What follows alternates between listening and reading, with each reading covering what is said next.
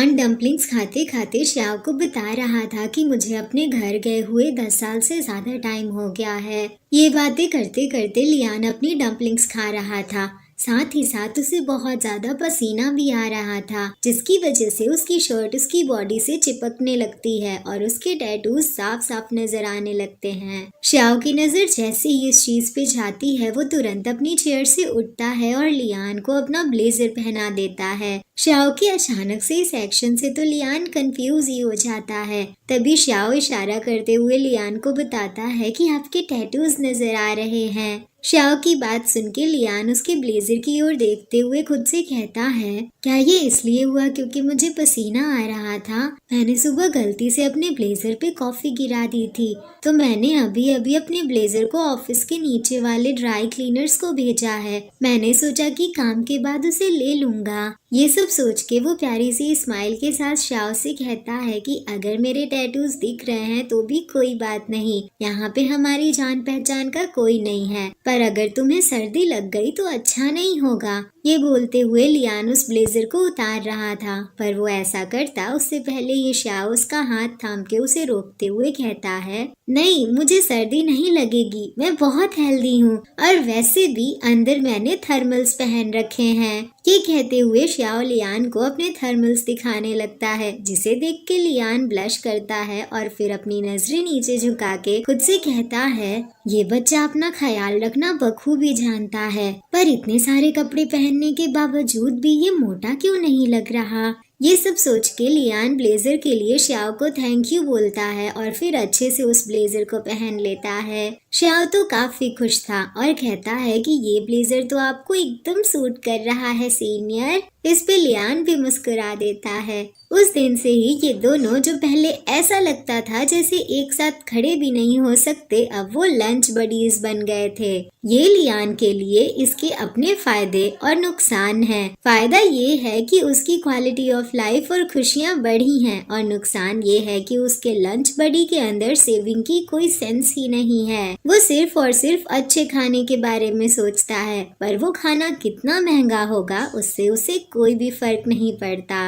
आज भी कुछ ऐसा ही हुआ। श्याव ने लियान को लंच के लिए इनवाइट किया और वो दोनों एक रेस्टोरेंट में सी फूड खाने आ गए, जो कि बहुत ही ज्यादा डिलीशियस था। पर फिर लियान ने जब महंगा सा बिल देखा तो उसे तो रोना ही आ गया। वो बिल देख के अभी पैसों की टेंशन ही कर रहा होता है कि तभी श्याव बिल को अपने हाथ में लेके पे करते हुए कहता है, सीनियर खुद को बड़े ही स्ट्रिक्ट तरीके से ट्रीट करते हैं। आप खुद को इतना कंजूस बनने के लिए मजबूर नहीं कर सकते, या फिर क्या आपकी सारी मेहनत सिर्फ आपके बैंक बैलेंस के लिए है? श्याव का सवाल सुन के लियान कुछ नहीं बोलता, क्योंकि वो ये कंजूसी अपने होम लोन को चुकाने की खातिर कर रहा था। वो बड़े ही ध्यान से श्याव को देखते हुए मन में यही सोच रहा था, ये मुझ पे बुरा असर डाल रहा है, ये मुझे एक खर्चीली जिंदगी जीने के लिए पुश कर रहा है। ये यंग है और एक फुलफिलिंग लाइफ जीता है, मेरे बिल्कुल अपोजिट। मुझे तो हर वक्त होम लोन का प्रेशर सताता रहता है, पर मैं कभी कभार तो दिल खोल के खर्चा करके मौज मस्ती तो कर ही सकता हूँ।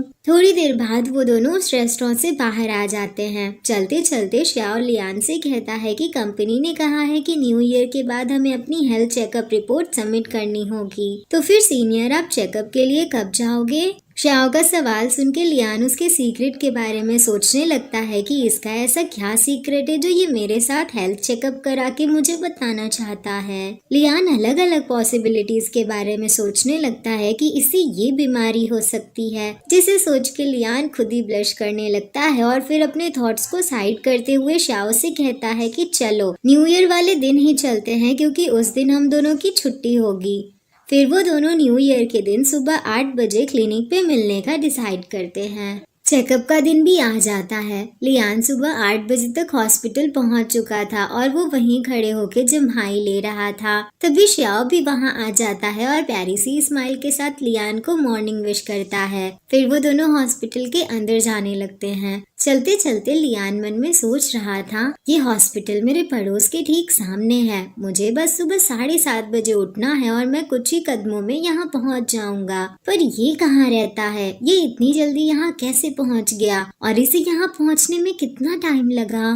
लियान सीढ़ियों के ऊपर चढ़ते हुए शाओ को बता रहा था कि हम सबसे पहले ब्लड टेस्ट करा लेंगे, क्योंकि सुबह के टाइम ज्यादा भीड़ नहीं होगी तो हमें लाइन में नहीं खड़े होना पड़ेगा और जल्दी हो जाएगा। लियान शाओ को सब कुछ समझा तो रहा था, पर शाओ एकदम शांत था, वो कुछ भी नहीं बोल रहा था। शाओ को ऐसे शांत देख के लियान मन में सोचने लगता है कि क्या मैं बहुत ज्यादा बोल के इसे परेशान कर रहा हूँ। ये सब सोच के लियान तुरंत चुप हो जाता है। तभी शाओ पीछे से उससे पूछता है, सीनियर, क्या आप अभी भी मुझसे डरते हो? शाओ का ये सवाल सुन के लियान रुक के कंफ्यूजन में उसकी ओर देखने लगता है। तभी शाओ आगे पूछता है, उस सीक्रेट के बारे में सीनियर उसे भूले नहीं है ना? लियान हाँ बोलता है तो शाओ उसके एकदम करीब आके कहता है, लेकिन आपने मुझसे इसके बारे में कभी नहीं पूछा, इसके लिए मैं आपका थैंकफुल हूँ। सीनियर, आप वाकई में बहुत अच्छे इंसान हैं। आप सभी को एक जैसे ट्रीट करते हैं। अपनी क्यूरियोसिटी को शांत करने की बजाय आप हमेशा दूसरों के बारे में सोचते हैं। मैं लकी हूँ कि आपसे मिला सीनियर। ये सब बोलते हुए शाओ लियान के काफी करीब आ चुका था, इतना करीब कि लियान तो ब्लश ही करने लगता है। उसके गाल और कान लाल हो गए थे। तभी शाओ सीढ़ियों से ऊपर चढ़ने लगता है। लियान तो अभी अपनी जगह पे ही खड़ा था। फिर वो भी जल्दी जल्दी शाओ के पीछे जाते हुए उससे पूछता है, तो फिर क्या मैं अब पूछ सकता हूँ? शाओ तुरंत लियान की ओर मुड़ के उसे बताता है, हाँ आप जरूर पूछ सकते हो। मुझे नीडल्स से डर लगता है। मुझे अपना ब्लड निकलवाना भी बिल्कुल पसंद नहीं। सीनियर, मुझे सच में नीडल्स से नफरत है। ये बातें बताते बताते शाओ ब्लड सैंपलिंग रूम के सामने आ जाता है। शाओ की ये नीडल से डरने वाली बात सुन के लियान गहरी सांस लेते हुए खुद से कहता है कि क्या ये कोई मजाक है। थोड़ी देर बाद हम देखते हैं कि वो दोनों चैम्बर के अंदर आ चुके थे। शाओ नर्स के सामने वाली चेयर पे बैठ जाता है और नर्स उसके हाथों पे एंटीसेप्टिक लगाना स्टार्ट कर देती है। पर शाओ के हाथ तो बहुत ही ज्यादा कांप रहे थे, जिसे देख के लियान पूछता है कि क्या तुम ठीक हो? शाओ तो काफी परेशान और टेंस्ड लग रहा था।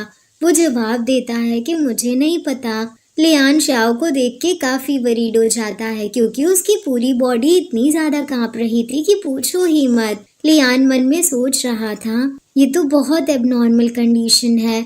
यहाँ तक कि जब डायरेक्टर हमारे डिपार्टमेंट के लोगों को डांटने के लिए धमकाने वाले अंदाज में आते हैं, तब भी लियांग शाओ पहले कभी इतना नहीं घबराया। ऐसा लगता है कि इसे सच में नीडल्स से काफी ज्यादा डर लगता है। ये सब सोच के लियान वहीं पास में नीचे जमीन पे बैठते हुए शाओ का हाथ थाम के उससे कहता है, तुम उस नीडल से अपना ध्यान हटाने की कोशिश क्यों नहीं करते? तुम अपना ध्यान वहाँ से हटा के किसी और चीज पे लगाओ, जैसे कि मेरी तरफ। शाओ पूछता है कि क्या मैं ऐसा कर सकता हूँ?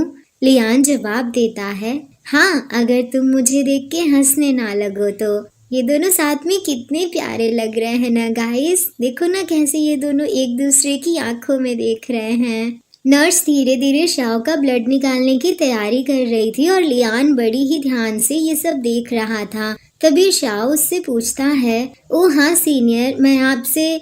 शाओ अभी ये बोल ही रहा था कि तब भी जोरों की आवाज आती है। टेबल पे रखी सारी मेडिसिन ट्रे और इंस्ट्रूमेंट्स नीचे गिर चुके थे, और ऐसा इसलिए हुआ था क्योंकि नीडल लगने की पॉसिबिलिटी को महसूस करके शाओ के हाथ में रिफ्लेक्स आया और उसने तुरंत अपना हाथ पीछे खींच लिया, जिससे सारी चीजें नीचे जमीन पे गिर गईं। शाओ तो बहुत ही ज्यादा घबराया हुआ लग रहा था। वो अपने इमोशंस को कंट्रोल करते हुए नजरें नीचे झुका के सैड टोन में नर्स से बोलता है, आई एम सॉरी, मेरे रिफ्लेक्स की वजह से हमेशा ऐसा होता है।